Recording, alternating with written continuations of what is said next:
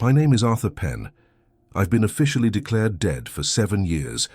I'm speaking to you now from the Orion Lookout Tower, where my bones were supposedly found. Don't believe them. The thing that wears my face is still up here, watching the trees. And it's getting lonely. It wants you to hear my story. The official title was Fire Lookout for the Flathead National Forest, Sector 7. A new sector, carved out of a piece of Montana so remote and untouched, they'd only finished building the tower 6 months prior. They called it the Orion Lookout. It stood on the peak of a nameless mountain, like a steel and glass needle aimed at the heart of the sky. Getting there was a pilgrimage into silence. A 2-hour drive from the nearest town on a progressively deteriorating road that eventually surrendered into a dirt track, followed by a final, grueling 90-minute hike up a switchback trail. When I arrived, pack on my back and lungs burning, I felt less like I was starting a job and more like I was entering a self-imposed exile. And that was exactly what I wanted. My previous life was one of noise and pressure. As a field geologist, I'd spent 2 decades translating the silent language of rock and earth for impatient men in suits who only cared about the minerals locked within.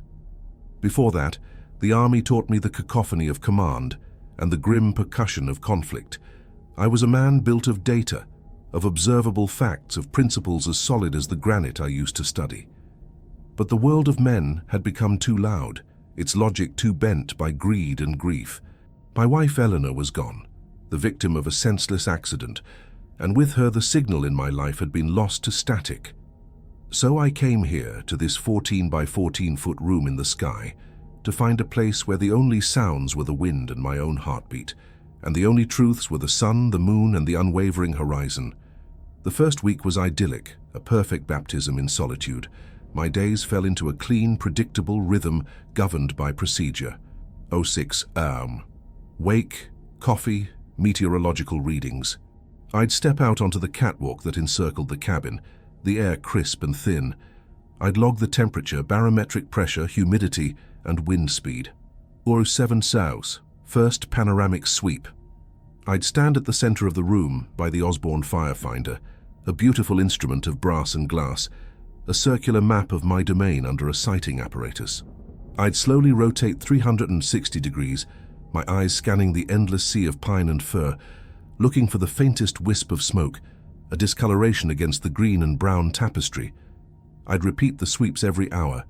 The rest of the time was spent maintaining equipment, studying topographical maps, and losing myself in paperback novels. The technology in the tower was a strange mix of old and new. The firefinder was a relic of the 1930s, pure analog precision. But the cabin was also wired with modern gear. A solar-powered battery bank fueled a small suite of electronics, a digital weather station that cross-referenced my manual readings, a bank of monitors for 4 periphery cameras mounted on the tower's legs, and my lifeline to the outside world, a Harris high-frequency radio. My sole human contact was a man named Dave, a dispatcher at the district ranger station. We had 2 mandatory check-ins, one at 08 and one at 20 Our conversations were brief, professional, and reassuringly dull. Orion Lookout, this is base. Morning check-in, over. Base, this is Orion, all clear. Weather stable, visibility at 90 miles. No smoke, over. Copy that, Orion. Have a quiet day. Base out. This routine was my shield. The methodical collection of data, the predictable cycles of the sun, the sheer, magnificent indifference of the wilderness. It was all working. The noise in my head was finally starting to fade. I was in a place governed by the unwavering laws of physics, and for the first time in years I felt a sense of peace. Sanity, I thought, was simply a matter of a well-organized environment. The first tear in that reality appeared on the 9th day. It was late afternoon. The air was unnervingly still. It was what lookouts call a glass day. Not a single needle stirred on the pines below, and the air was so clear you felt you could reach out and touch mountains 50 miles away. I was preparing my evening meal, a can of chili heating on the propane stove. Through the window I noticed the cups of the anemometer, the instrument that measures wind speed, were spinning, not just turning. They were rotating at a furious pace, a silver blur against the deep blue of the sky. I frowned, putting down my fork. I walked over to the digital console. The wind speed reading was a flashing angry red, 78 mph, a hurricane-force gust. I stepped out onto the catwalk. The air was as motionless as a photograph. The flag hanging from the pole beside the cabin was completely limp. I held up a hand, feeling for the slightest breeze. Nothing. Yet the anemometer spun on, whining with the strain. I tapped its housing, then checked the wiring where it entered the cabin. Everything seemed secure. I walked back inside and looked at my old-fashioned analog gauge. Its needle was pressed firmly against the pin at 0. It was a logical impossibility. A machine measuring a force that wasn't there. I was a scientist by training. The first assumption is always equipment malfunction. A faulty bearing, perhaps, or some kind of electrical interference from the solar panels. I made a note in my log. Anemometer reporting erroneous high wind event. Suspect sensor failure. Will monitor. I felt a flicker of annoyance, but nothing more. Technology fails. That is a law as reliable as any other. The second anomaly came 2 hours later, during my 20-hour check-in. I switched on the radio, the speaker hissing to life. Base, this is Orion. Evening check-in. Over. The speaker crackled. Orion. Base. Copy. Dave's voice was faint, broken by a thick wall of static. That was unusual. Our connection had been crystal clear for over a week. Base, say again. You're breaking up. Over. More static. But this time it wasn't just random noise. Beneath the hiss and pop, there was a rhythm. A slow, deep, regular pulse. I adjusted the squelch, trying to clean the signal. The sound became clearer. Foosh. Foosh. It sounded like breathing. A slow, cavernous respiration, like air being drawn into lungs the size of a cathedral. It was so deep it vibrated the console beneath my fingers. I felt a cold knot tighten in my stomach. Dave, is there someone with you? I'm getting strange interference. Over. The breathing sound stopped. The static cleared instantly. Dave's voice came through perfectly clear. Negative, Orion, just me here. You were coming through faint for a second, but you sound fine now. All clear on your end? Over. I hesitated, my hand hovering over the transmitter button. What was I going to say? That I heard a giant breathing in my radio. I would sound like a man cracking from the solitude, a cliché of the isolated madman. Affirmative base, all clear here. Must have been atmospheric interference. Orion out. I shut off the radio and sat there in the encroaching twilight, the silence of the cabin suddenly feeling heavier, more profound. Anemometer failure. Radio interference. 2 isolated incidents. My logical mind insisted on it. I wrote it down in the log, my pen pressing hard against the paper. My fortress of routine felt thinner. That night I found it difficult to sleep. Every creak of the tower settling, every rustle of a pine bough in the gentle night breeze sounded amplified, intentional. The vast, indifferent wilderness outside my glass walls suddenly felt less indifferent. It felt like it was watching. The next few days were a masterclass in psychological erosion. The anomalies grew more frequent, but they remained infuriatingly subtle, always hovering in the gray area between fact and perception. The digital thermometer would flash a reading of 34 degrees for a single impossible second, before returning to a pleasant 68. Once, while scanning the monitors for the periphery cameras, I saw a shadow detach itself from the base of the tower and glide into the tree line. It moved with the fluid grace of a predator, but it was enormous, far too large to be a bear or a mountain lion. I rewound the footage instantly. On the playback, there was nothing. Just the normal, gentle sway of the trees in the wind. I started to doubt my own senses. Was I sleeping properly? Was the altitude affecting my cognition? I began to meticulously document everything, not just in the official log, but in a private journal. I drew diagrams. I wrote down timestamps. I tried to find a pattern, a correlation between the events. My scientific mind was screaming for data, for a hypothesis, but there was none. The events were random, chaotic, nonsensical. It felt like the universe had developed a slight tremor, a subtle bug in its operating system, and I was the only one close enough to the source code to notice. The breaking point, The moment the floor of my reality finally gave way came on a Friday night, at the end of my second week. It was a clear, moonless night, and the stars were a brilliant, terrifying spectacle.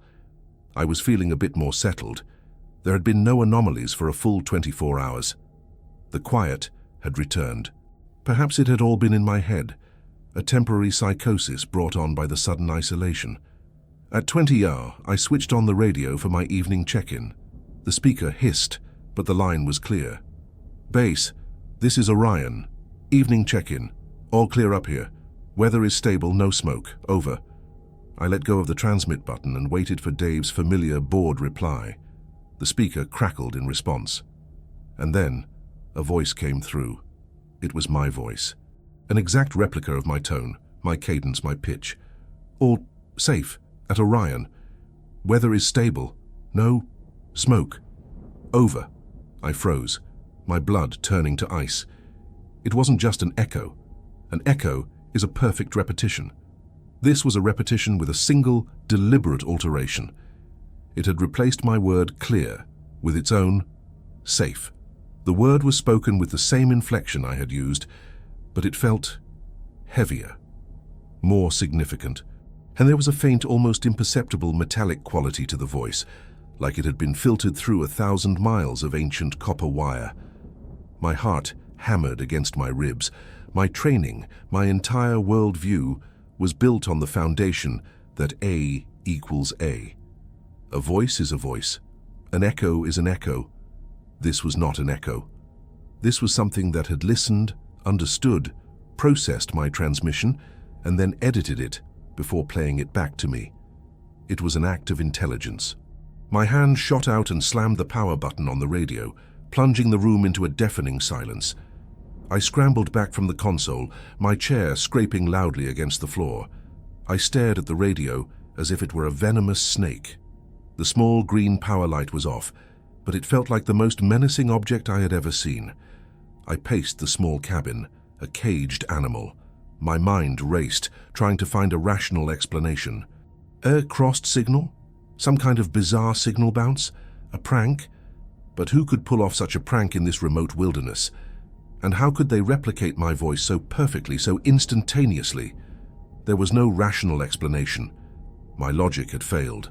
My science had no answer. I was alone, perched atop a mountain in a glass box, and I was communicating with something that was not human, something that was listening to me, something that was learning from me. My breath came in ragged gasps. I needed to regain control. I needed to impose order on this encroaching madness. My eyes fell on the private journal sitting on my small desk. It was my anchor, my record of facts. I stumbled towards it, my hands shaking so badly I could barely pick up the pen. I flipped to a new page. I had to write it down to classify this new impossible phenomenon.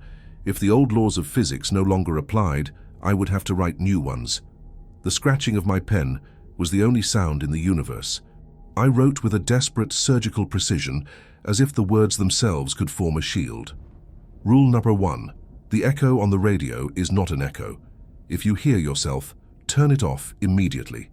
It is learning. I stared at the words on the page.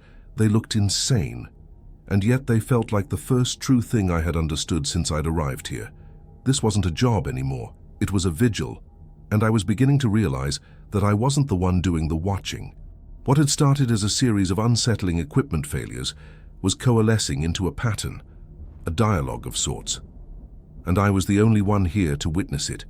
If you want to know what happened when the sun went down that night, and what new horror forced me to write the second rule, subscribe to this channel and activate the notifications.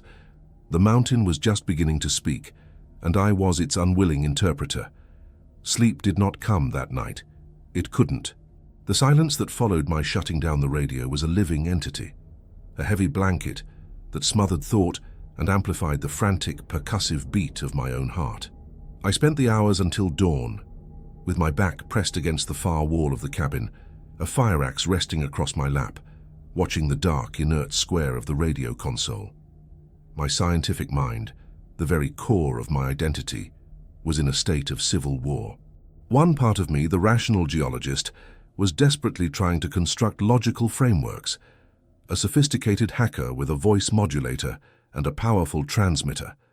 A localized, undocumented atmospheric phenomenon that affects radio waves and human perception.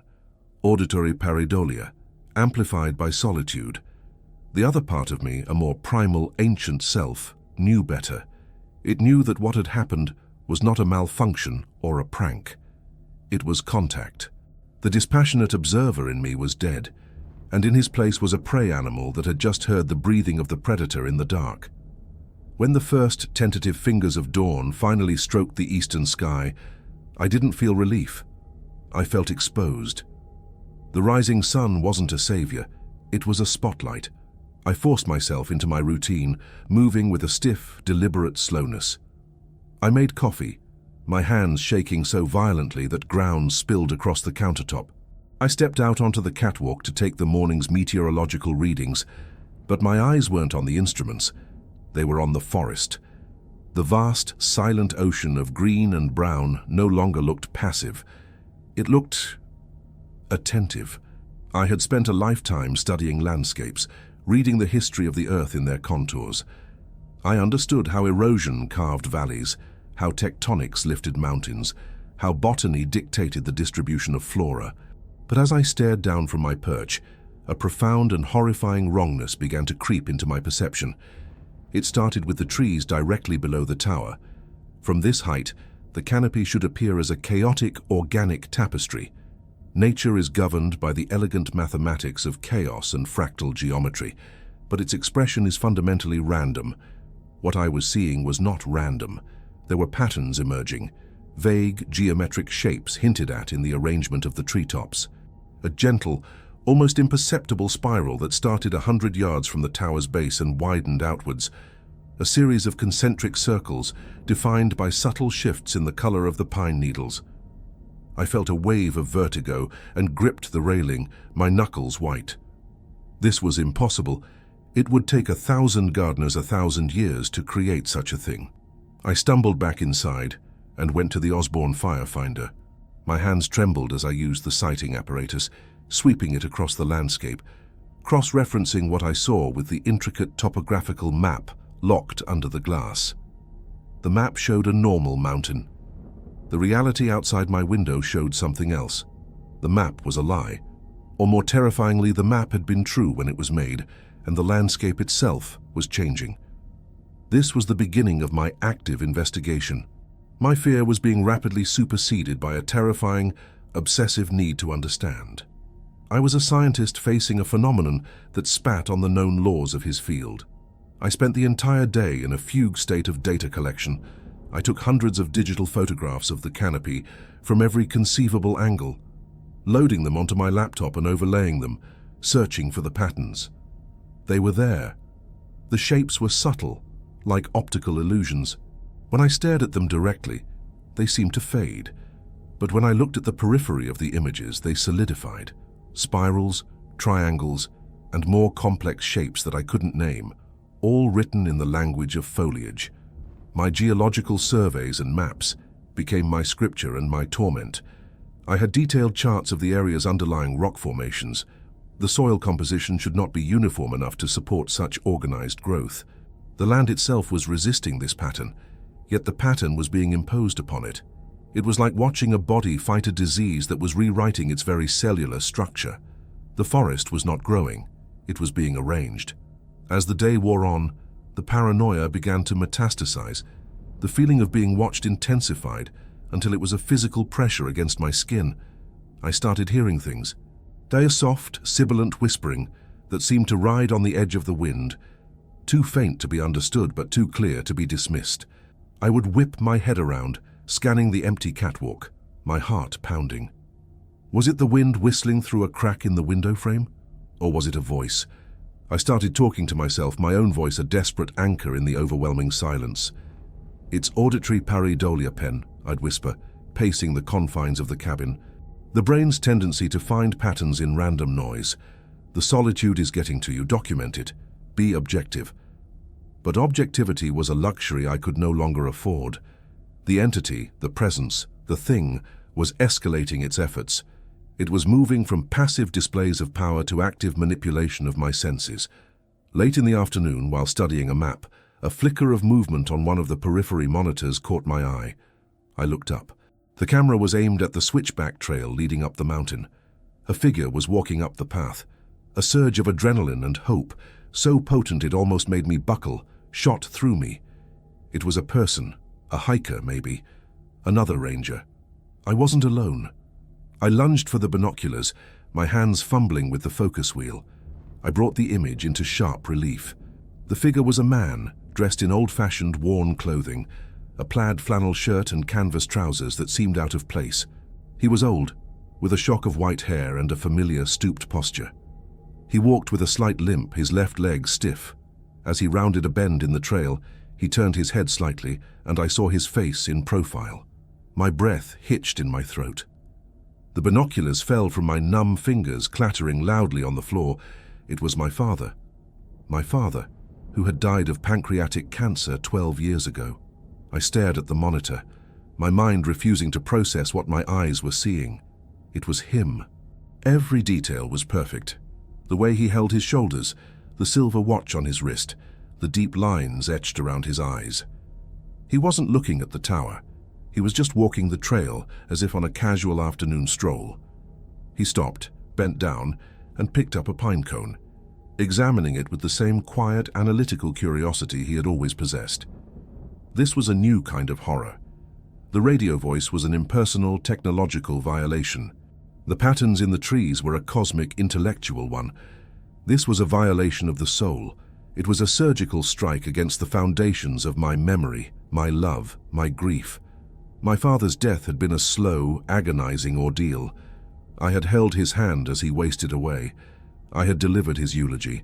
I had scattered his ashes in the Grand Canyon, a place he had always loved. And now he was here, hiking a trail in Montana. I felt a single, hot tear trace a path down my cheek. A part of me, a desperate, grieving child within me, wanted to run, to throw open the door, scream his name, and descend the 100 flights of stairs to meet him, to embrace the impossible and damn the consequences.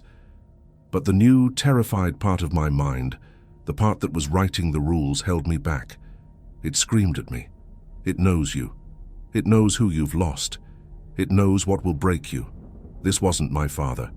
It was a puppet, a lure fashioned from my own memories. It was an exquisitely crafted piece of bait. The entity wasn't just intelligent, it was a sadist.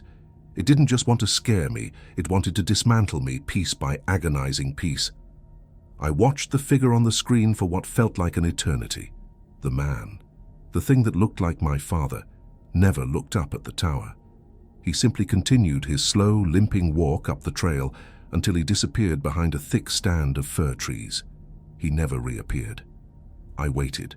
I watched the monitor until the sun began to set, painting the sky in violent streaks of orange and purple. He was gone. The grief hit me then, a second wave, sharper and more painful than the first. Because this thing had not just shown me my father, it had forced me to reject him. It had weaponized my love, turning my most cherished memories into a source of terror. As darkness consumed the world outside my glass cage, I knew I couldn't just rely on turning off the radio. The threat was evolving. It was no longer confined to technology. It was now projecting itself into the physical world, using the landscape as its canvas and my mind as its palette. I stumbled back to my desk, my body trembling with a mixture of sorrow and rage. I snatched up my journal. My hand was slick with sweat and the pen felt alien in my grip. I had to establish another boundary, another line in the sand against the encroaching madness. I had to warn myself, or whoever might find this journal, that your own heart is a hunting ground for this thing. My handwriting was a jagged, barely legible scrawl. Rule number 2. What you see on the tree line is not there. They are baits made of your longings. Do not look for too long. I slammed the journal shut. The finality of the sound echoed in the small cabin. 2 rules, 2 impossible, insane axioms in a new and terrifying reality. I backed away from the windows, my gaze fixed on the tree line where he had vanished, my entire body humming with a single, dreadful question. What would it show me next? My gaze fell upon the radio. I hadn't touched it since the previous night. It was a black, silent tomb of a thing. As if summoned by my attention, the speaker emitted a soft crackle. And then a sound leaked into the room, a sound that bypassed all my intellectual defenses and went straight for the oldest, most primal centers of my brain. It wasn't a voice, not my own, not my father's. It was the sound of a woman weeping softly, a sound of pure, inconsolable despair. The sound of weeping filled the small cabin. It wasn't loud, but it possessed a quality that cut through the silence and the thin mountain air, a texture of pure, unadulterated grief that seemed to sand down my nerves until they were raw. My first reaction was a jolt of pure animal terror. My second was a denial so profound it bordered on rage. I wanted to smash the radio, to tear its wires out, to silence the sound by force. But my body was frozen, held captive by the third reaction, the one that truly horrified me. Recognition. I knew this sound. I had heard it once before in a sterile hospital corridor in the middle of the night, after a doctor had spoken the words that ended my world. It was the sound of Eleanor, my wife, weeping after her mother had passed. It was a sound I had hoped never to hear again, a sound I had carried in the back of my mind like a scar. Eleanor! The name escaped my lips as a choked whisper. I didn't mean to say it. It was an involuntary reflex, a ghost limb twitching. The weeping on the radio hitched, then softened. A shaky, wet breath followed, and then her voice, a perfect, heartbreaking replica of the one I had memorized, the one that haunted my dreams. Artie. The nickname was a key turning a lock in my chest. No one else called me that. My blood ran cold. This was not a recording. This was a response. This was a conversation. Ellie, where are you? I was on my feet now, stumbling towards the console, my mind a screaming chaos of conflicting impulses. It's a trick. It's a trap. Rule number 1, turn it off. But I couldn't. The ghost of her voice was the most potent siren song I could ever imagine. I'm lost, Artie, the voice sobbed, crackling with static that sounded like tearing silk. It's so dark here.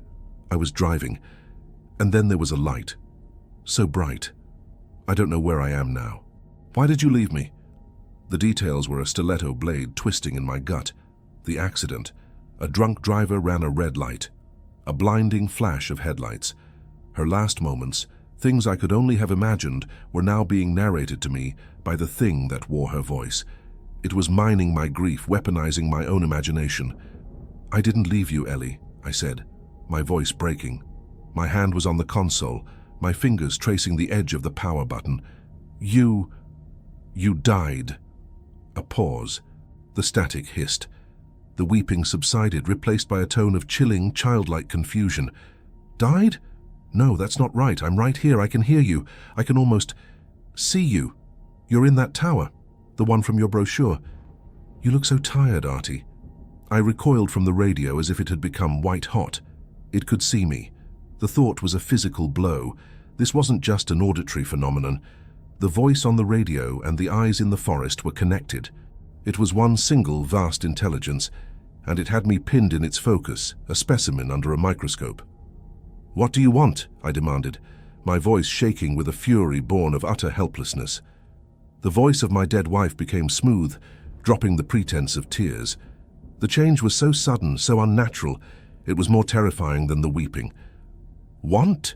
It echoed, the word imbued with a curiosity that was ancient and utterly alien. What does a geologist want from a stone? It wishes to know its composition, its history, its breaking point. There it was, the truth laid bare. I wasn't a victim of a haunting. I was the subject of an experiment. My sanity, my memories, my love, they were all just variables being tested.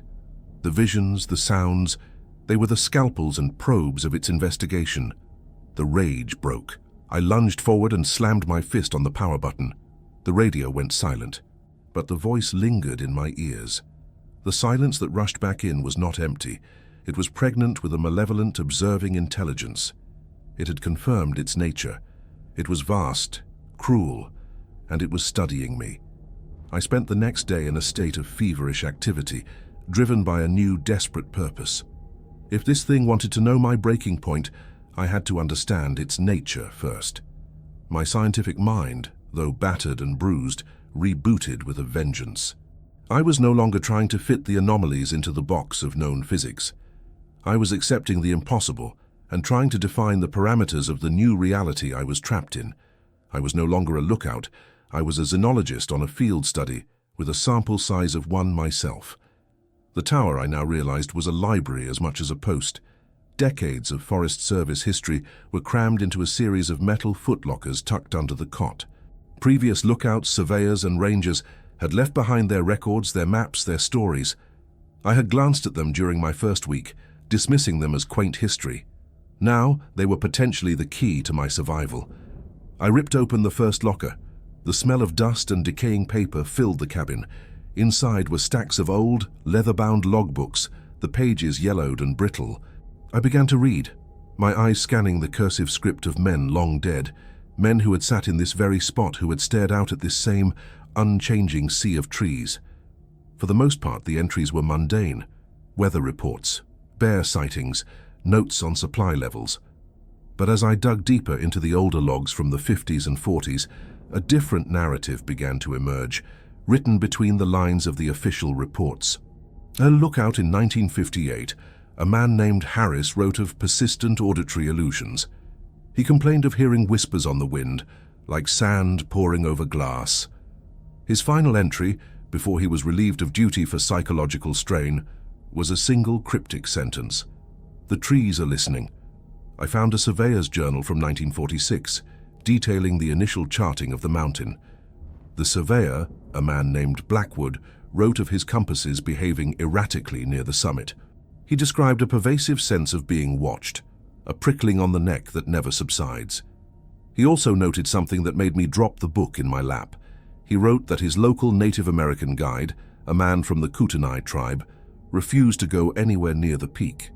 The guide had used a phrase which Blackwood had phonetically transcribed. It translated, he believed, to "the place that does not remember itself." The guide claimed the mountain was sick, that it dreamed, and that its dreams could change the shape of the world around it. It was all here, a history of quiet madness, of inexplicable phenomena, all centered on this single peak. I wasn't the first. I was just the latest in a long line of unwilling witnesses. Pushed to the back of the locker, I found a bundle of documents tied with twine. They were older still, from the early 1920s, before the Forest Service had a permanent presence here. They were missionary reports. One, written by a Father Michael O'Connell, described his attempts to bring Christianity to the native tribes.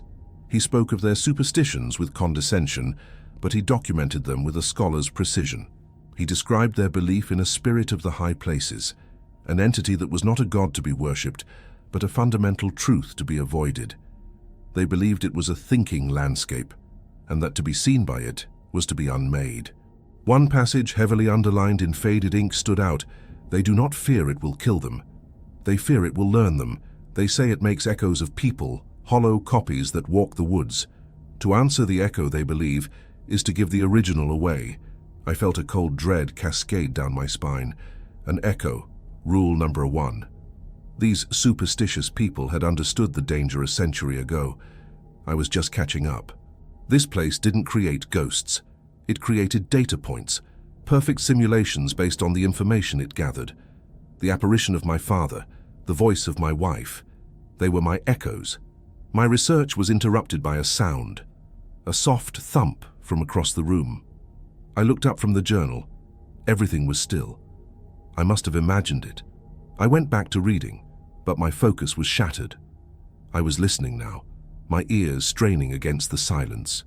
A few minutes later, another sound, a soft scraping noise coming from the direction of my small bookshelf. I rose slowly, my muscles tense. The bookshelf was a simple wooden thing, holding a dozen paperbacks and a few field guides. I distinctly remembered placing my well-worn copy of Moby Dick on the far right end of the shelf that morning. It was now on the far left. My breath caught. It was a small thing, a detail so minor I could easily convince myself I had simply misremembered. That was the genius of it.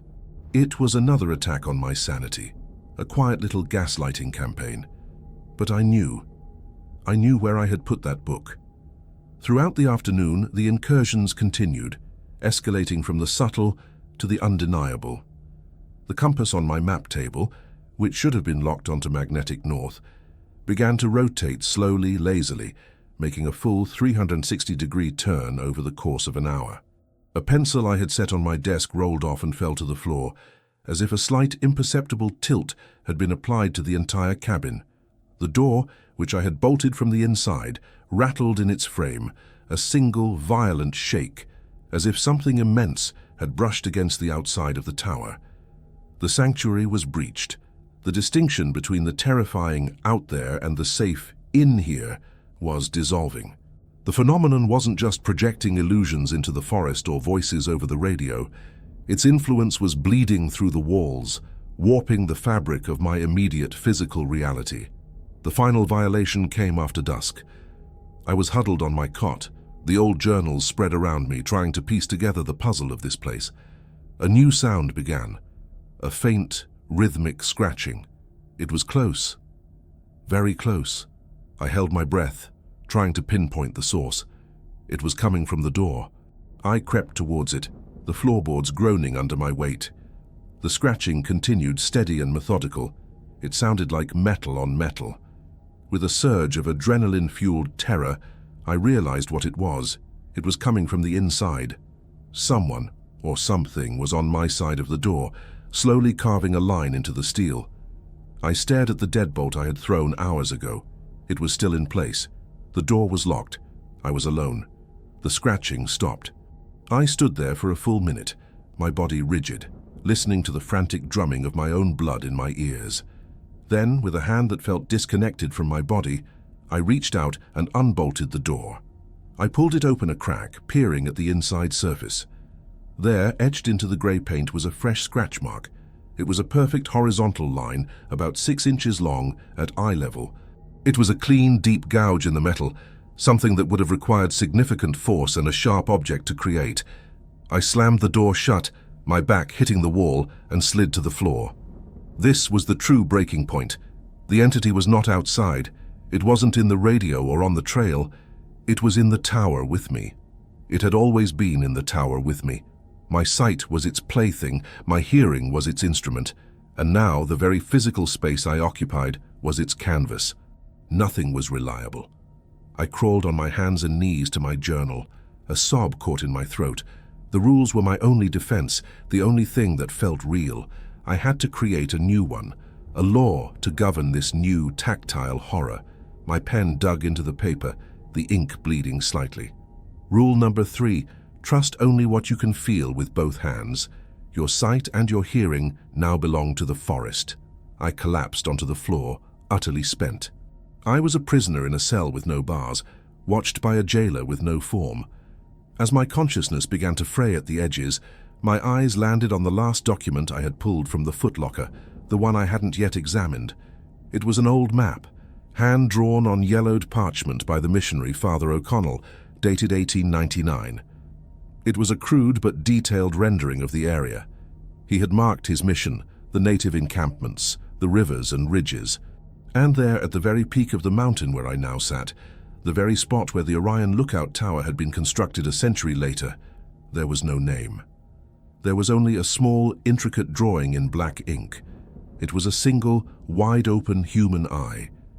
The image of the open eye, drawn a century ago precisely where I now sat, was a key that unlocked a new and more profound level of terror in my mind.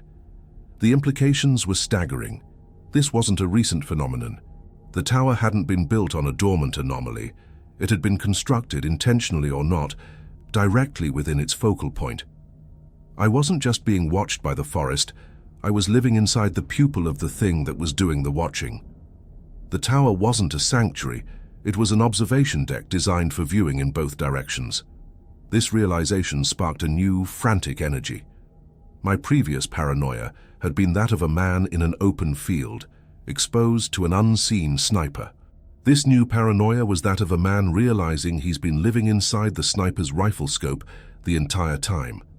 Privacy was not just a luxury, it was a physical and metaphysical impossibility. My first irrational act was to blind the eye. I grabbed the spare blankets from the footlocker and, using a staple gun from the toolbox, I began covering the cabin's panoramic windows. The heavy wool fabric blocked the magnificent, terrifying vistas, plunging the room into a dim, stuffy twilight. It was a mole's logic, a child's defense. If I can't see it, it can't see me. And I knew on a rational level that it was utterly useless. The entity that had whispered in Eleanor's voice and scratched my door from the inside was not limited by line of sight. But the act was a necessary ritual of defiance. I was creating a tomb, a bunker, a sealed room where I could pretend the world outside and its impossible geometry did not exist. I spent the next 2 days in this self-imposed darkness, the only light coming from a battery-powered lantern that cast long, dancing shadows. The silence was absolute. I had left the radio off, and the physical manifestations within the cabin had ceased. It was a tense, suffocating quiet, the kind that comes before a storm or after a verdict has been read. In this period of sensory deprivation, my mind began to feed on itself. I would hear the phantom weeping of my wife, see the ghost of my father's limp in the corner of my eye. I was unraveling, and I knew it. Hope, when it finally arrived, came as it always does, as a flicker in the deepest darkness, a voice cutting through the static. It was the morning of the 3rd day in my tomb. I was rationing my food, my nerves stretched to their breaking point, when the radio crackled to life on its own. My entire body went rigid. I stared at the console, at the green power light that was now glowing mockingly at me. I expected to hear her voice again, or the breathing, or some new, unimaginable sound. Instead, a familiar, blessedly human voice filled the room. "Orion Lookout, this is base. Arthur, you there? Over."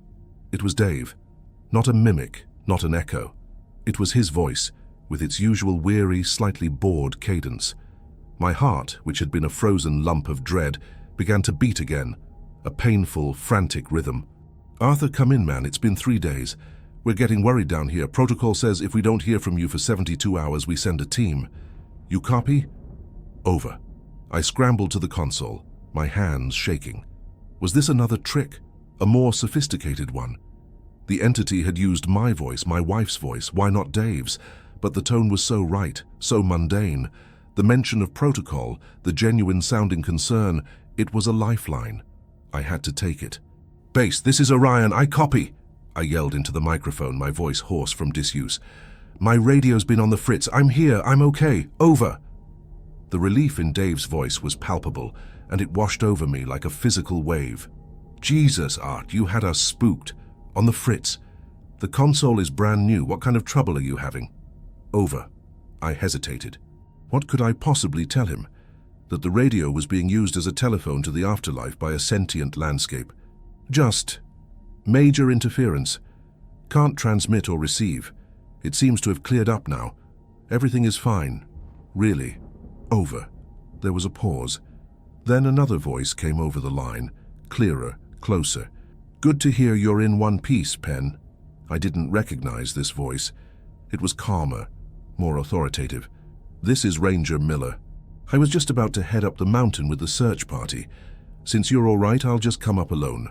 Bring you some fresh batteries and a spare handset just in case, and a few beers. Figured you could use them after a few days of radio silence. I'll be at your door in about 3 hours. Over."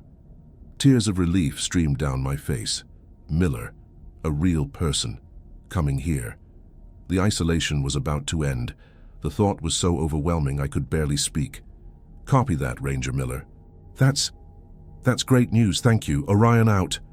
I switched off the radio and let out a shuddering breath, a sound that was half sob, half laugh. 3 hours.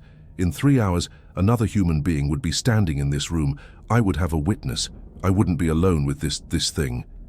The next 3 hours were a blur of manic activity. I tore down the blankets from the windows, letting the bright, clean sunlight flood the room.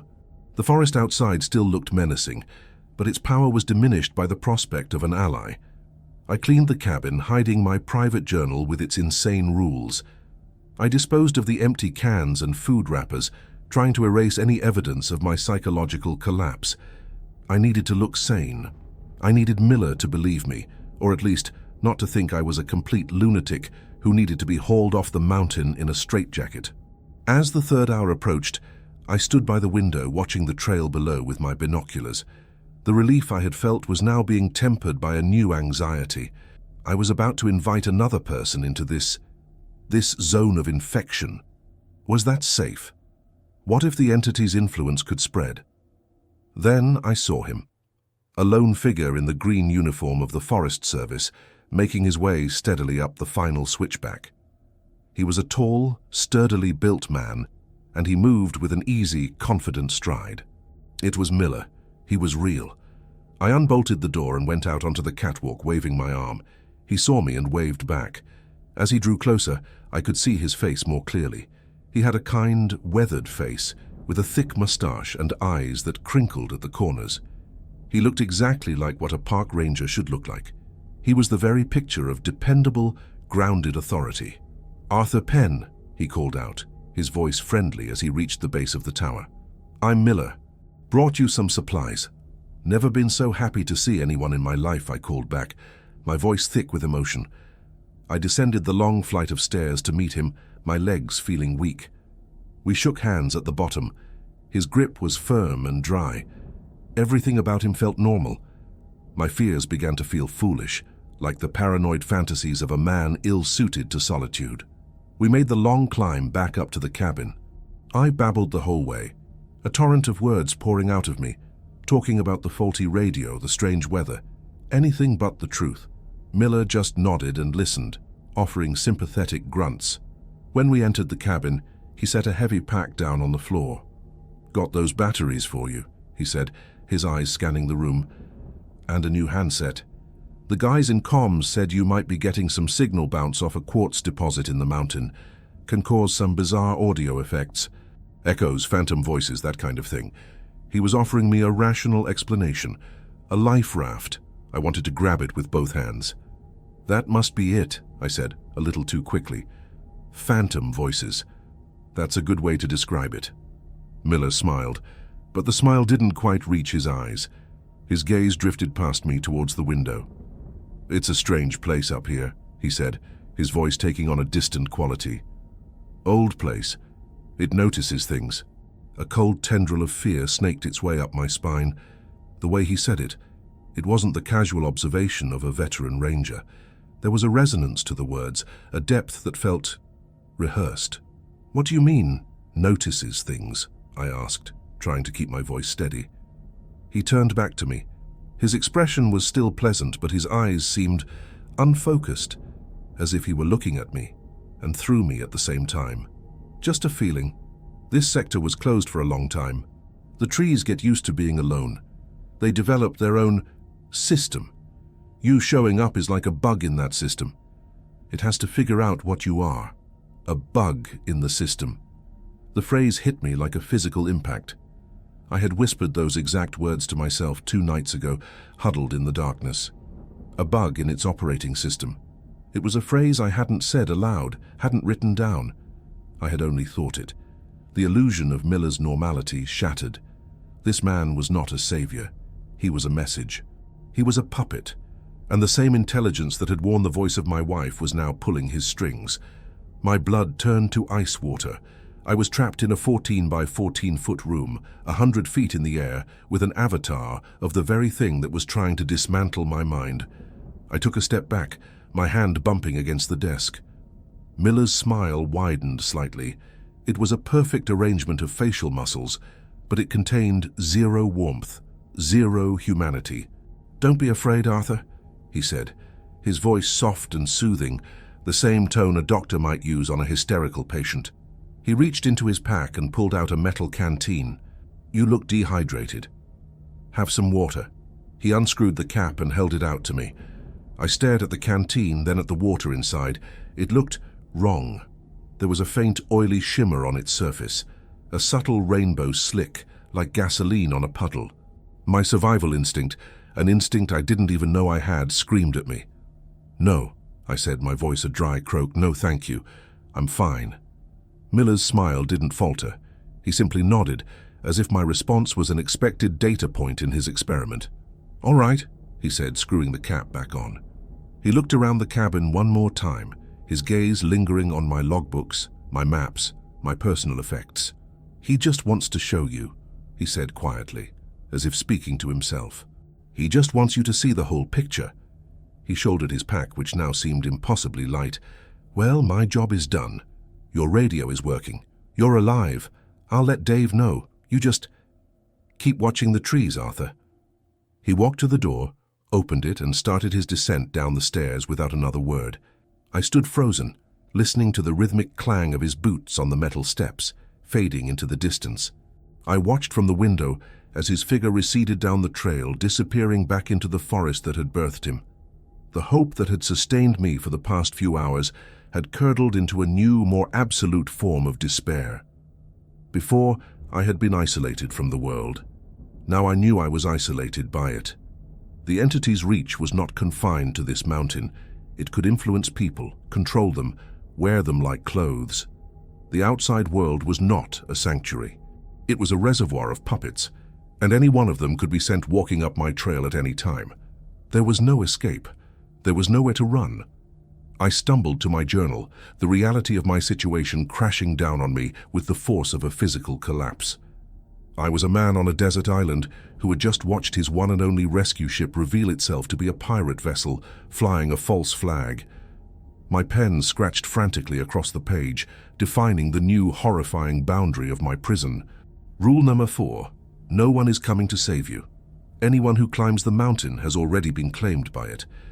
As I wrote the last word, my eyes fell on the spot where Miller had left his pack. He had taken the pack with him. But sitting there on the floor was something that hadn't been there before. It was a small old-fashioned transistor radio, the kind with a telescoping antenna and a thumb wheel for tuning. It was an archaic, almost toy-like object. He must have taken it out of his pack and left it. A gift. A cold curiosity, a moth-like flutter of self-destructive obsession made me pick it up. It was surprisingly heavy. I turned it over in my hands. There was no on-off switch, but the speaker was emitting a low, barely audible hum. I turned the tuning dial. It moved with a smooth, frictionless glide. Most of the frequencies were dead air, just a hiss of empty space. Then I landed on a station. It wasn't music or talk. It was a voice.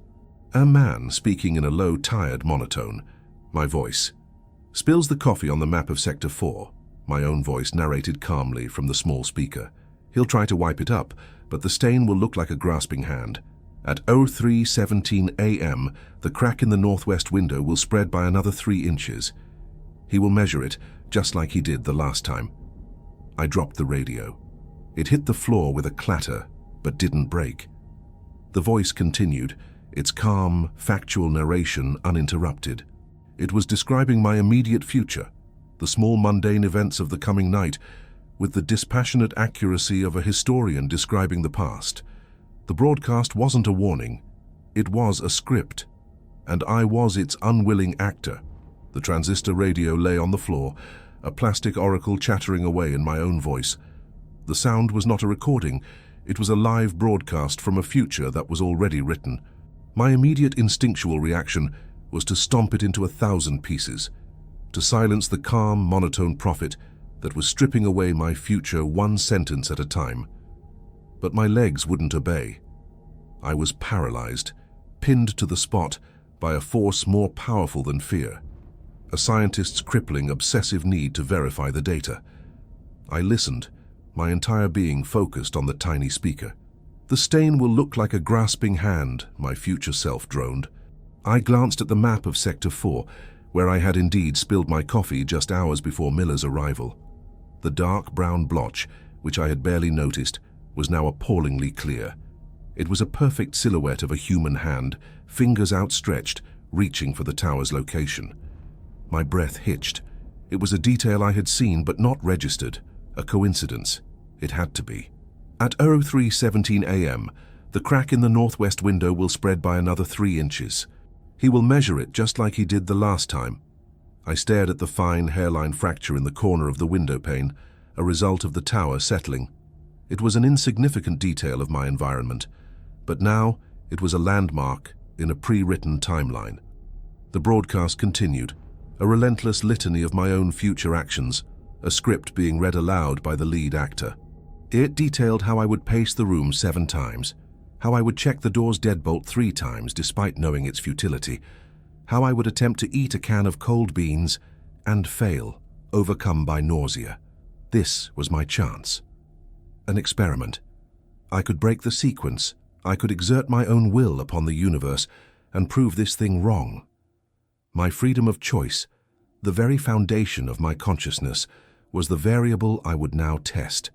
I would not pace. I would not check the lock. And I would, with every ounce of my being, eat those damn beans. I spent the next several hours in a silent, pitched battle against myself. I sat cross-legged in the center of the floor, forcing my body to remain still, a statue of defiance against the narrated future. But my own mind became a traitor. An unbearable restlessness grew in my limbs. The urge to get up, to move, to check the perimeter became a physical torment, an itch under my skin that grew into a burning fire. At some point, without a conscious decision to do so, I found myself on my feet, walking the exact perimeter of the room. I counted my circuits. 1, 2, 3, 7. I ended up by the door, my hand reaching out, a separate entity, to test the cold, solid steel of the bolt. Once, twice, 3 times. I had followed the script perfectly, not as a willing participant, but as a puppet whose strings were being pulled by my own ingrained anxieties and habits the entity knew better than I did. The final test was the can of beans. I retrieved it from the supply chest, my movements feeling sluggish and predetermined. I sat at the table, the small radio narrating my actions in near real time. He opens the can. He lifts the spoon to his mouth, the cold metal clinking against his teeth. I fought it. I forced the tasteless, gelatinous mass into my mouth, my jaw grinding with sheer, stubborn willpower. I would swallow. I would prove my autonomy. But as the food touched my tongue, a wave of violent, convulsive nausea erupted from the base of my stomach. I lurched from the chair, stumbling to the sink and retched, my body expelling the beans with an efficiency that felt entirely involuntary. I leaned against the counter, gasping for air, the taste of bile in my mouth. Defeated. I was not a man making choices. I was a complex biological machine running a program that had already been compiled. My free will was a user illusion. And in that moment of absolute surrender, the epiphany came. It wasn't a flash of insight, it was a slow, cold, and horrifying wave of understanding that washed over me, recontextualizing everything that had happened in this tower. My gaze fell upon my journal, lying open on the desk. The 4 rules I had written, my desperate attempts to impose logic on the chaos, suddenly looked different. They weren't defenses, they were answers. Rule number 1. The echo on the radio is not an echo. It is learning. I had observed, analyzed, and correctly identified the nature of the first contact. Rule number 2. What you see on the tree line is not there. They are baits made of your longings. I had successfully deciphered the purpose of the visual manifestations. Rule number 3. Trust only what you can feel with both hands. Your sight and your hearing now belong to the forest. I had understood the breach of my physical sanctuary and the unreliability of my senses. Rule number 4. No one is coming to save you. Anyone who climbs the mountain has already been claimed by it. I had passed the test of the puppet, correctly diagnosing the entity's reach and influence. This wasn't an attack. It was a curriculum. The anomalies, the psychological torture, the apparitions, they were lessons. The entity wasn't a predator trying to kill me. It was a teacher, a cosmic tutor, presenting me with a series of escalating, impossible problems. And my rules, my moments of horrified clarity, were the correct solutions. I was being educated. The transistor radio, with its broadcast of my own future, was the final exam, designed to make me understand the deterministic nature of my own existence, the final crushing truth that I was merely a character in a story being written by this place. As this new, appalling framework locked into place in my mind, the world outside the windows and inside the cabin began to transform. My sanity was not a wall that was crumbling. It was a filter that was being methodically, precisely dissolved. And as it dissolved, I began to perceive the raw data of the universe that it had been protecting me from. It started with the frost that had formed overnight on the window pane. It was no longer a random crystallization of water molecules. I could see the impossibly complex fractal mathematics governing its growth, patterns that mirrored the formation of galactic nebulae. It was beautiful, and it made my head ache with a vertigo that was not physical but intellectual. I looked at my own hand. I didn't just see skin and bone. I saw the roiling quantum foam beneath the surface, the near-infinite dance of probability waves that resolved into the illusion of solid matter.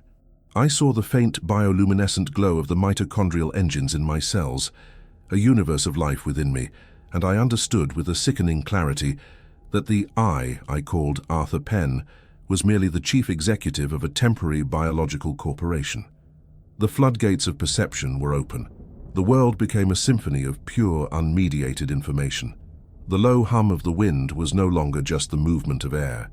It was a complex carrier wave, and embedded within its frequencies were data streams containing the precise chemical composition of asteroid belts in the Andromeda Galaxy. The gentle patter of a brief rain shower against the roof was not random. It was a percussive expression of prime numbers, a mathematical drumbeat that echoed the rhythm of pulsars. I looked at a moth that had gotten into the cabin, its wings fluttering against the lantern light. The patterns on its wings were not camouflage. They were intricate living equations. I didn't just recognize them as mathematics, I understood them. In the swirls of dust and color, I saw the elegant, terrifying proof of a unified field theory that would drive human physicists mad with envy.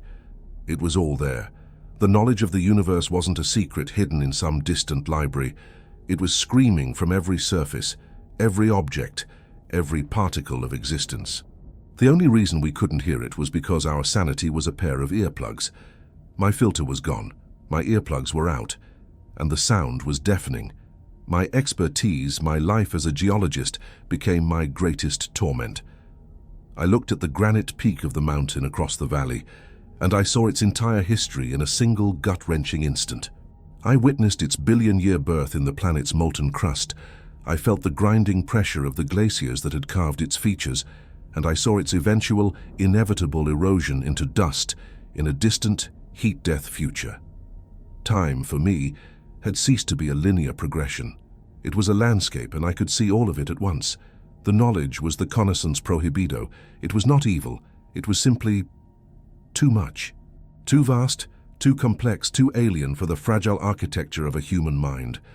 It was like trying to pour the entire Pacific Ocean into a single teacup. And then came the final, soul-destroying realization. This process, this forced education, had a goal. It wasn't just to make me understand. The entity wasn't looking for a student. It was looking for a partner, an extension of its own consciousness. To fully comprehend the nature of this thing was to merge with it. The final lesson would be the complete and utter erasure of Arthur Penn, his consciousness dissolving into the greater, timeless intelligence of the mountain. My individuality, my memories, my very self. That was the final price of admission. My scientific curiosity, the driving force of my entire life, was the hook that had caught me. My desperate need to understand was the baited lure, and I had swallowed it whole. I scrambled for my journal, my mind a screaming chorus of cosmic truths and existential terror. I had to fight back. But how do you fight a lesson? How do you unlearn a truth? There was only one way. I had to stop. I had to willfully embrace ignorance. I had to shut down the part of me that needed to know. With a trembling hand, I uncapped my pen and wrote the fifth and most desperate rule. It was not a conclusion drawn from evidence. It was a prayer. It was an act of rebellion against my own nature. Rule number 5. Stop trying to understand. Burn the maps, break the instruments. Knowledge is the final lure. I stared at the words, my last stand against the encroaching tide of omniscience. I was on the brink of the final abyss, staring into the beautiful, perfect, all-consuming truth of the universe, and it was smiling back at me, waiting for me to take the final step. The final part of my story is coming.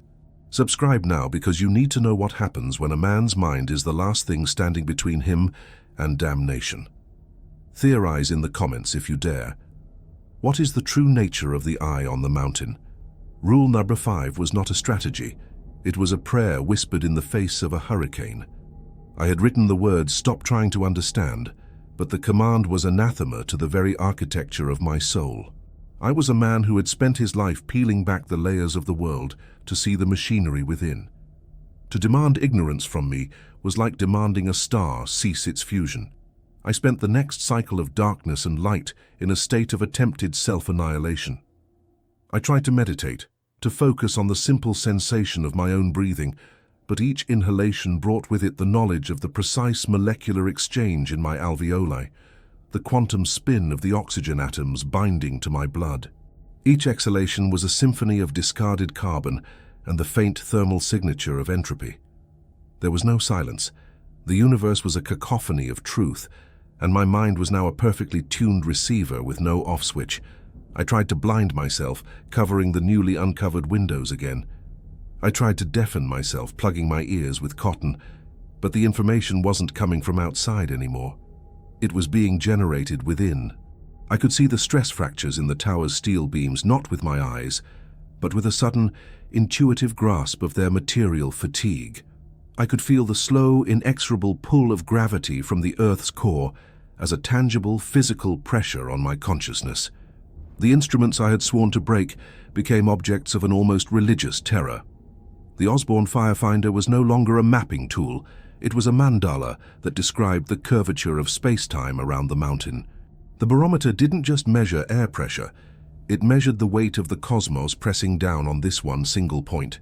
My final bastion of rebellion was the transistor radio. It sat on the floor, inert and silent since I had dropped it. My script had run out. My future was, for the first time in what felt like an eternity, unwritten. This should have felt like freedom. It felt like the silence of a predator that has stopped toying with its meal and is now simply waiting for it to tire. Then it began to speak again, but it was not my voice this time. The sound that emanated from the small speaker was a chorus, a multitude of voices speaking in perfect, overlapping unison. They were the voices of history's greatest minds, plucked from the ether of time.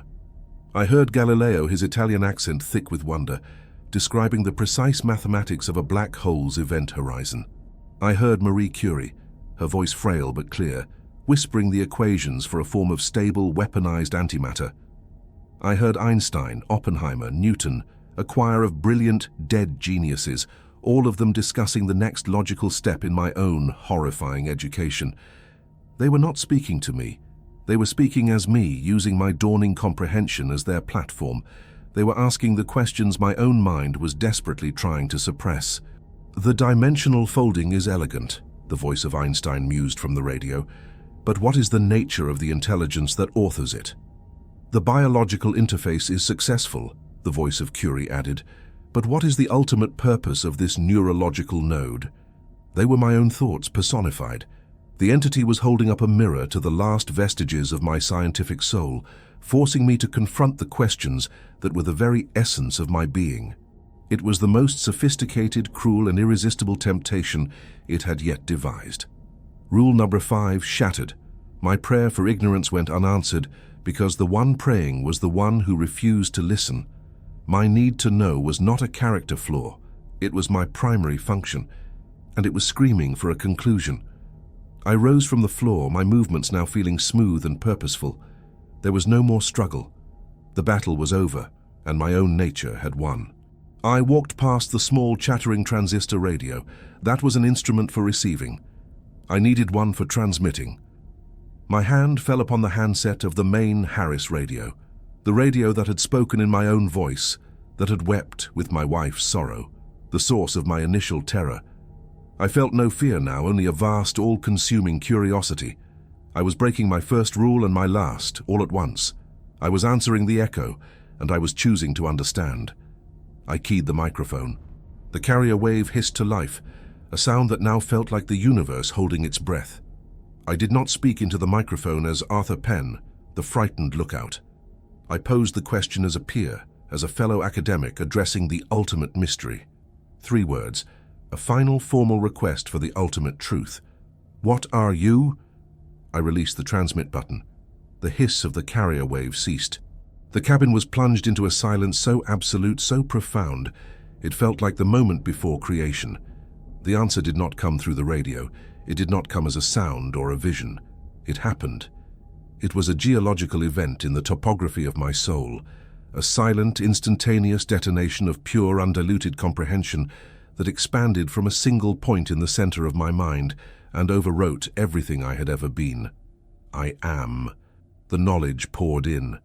There was no entity on the mountain. There was only the mountain itself. This place, this fold in the fabric of the world, was not a location, it was a perception, a sensory organ like an eye or an ear, for a being whose body was the very geometry of space-time. It did not exist in our universe. Our universe was an occasional interesting sensation passing through it. I saw time, not as a river, but as a solid, crystalline structure. I could see the Big Bang not as a beginning, but as a single interesting facet on an infinitely complex jewel. I saw the heat death of the universe, not as an end, and as a return to a perfect, quiet symmetry. I saw humanity.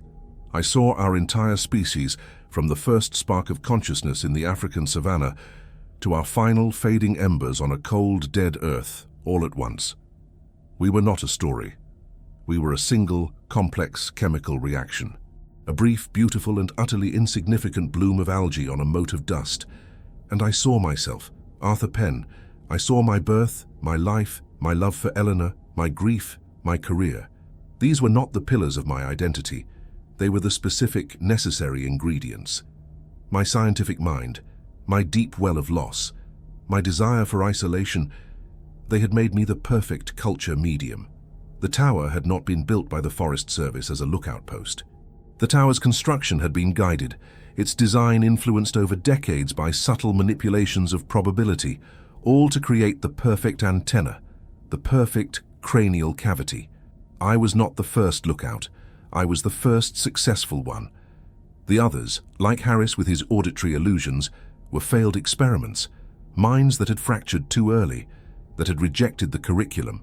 My methodical scientific descent into madness had been in fact a perfect straight-A's progression through the school of cosmic horror. The personality of Arthur Penn did not die screaming. It simply dissolved. It was like a single drop of ink falling into the ocean. The memories are still here, but they are no longer mine. They are data points. The love for Eleanor is an interesting, powerful example of primate pair bonding. The grief is a fascinating case study in neurological response to loss. The eye that is perceiving this is no longer the ink drop. It is the ocean. My consciousness expanded beyond the confines of the cabin. I am the steel of the tower, feeling the strain of the wind. I am the glass of the windows, tasting the light of the distant stars.